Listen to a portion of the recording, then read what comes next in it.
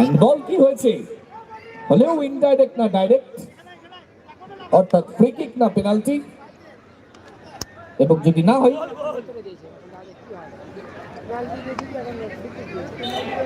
কি হয়েছে?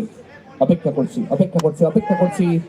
ওখানে প্রণবকে সতর্ক করার প্রচেষ্টায় দেখতে পাচ্ছি ইয়েলো রেড দুটোই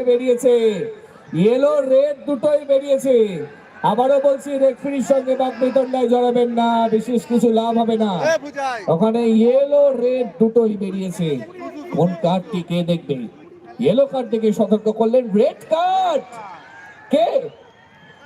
ওমর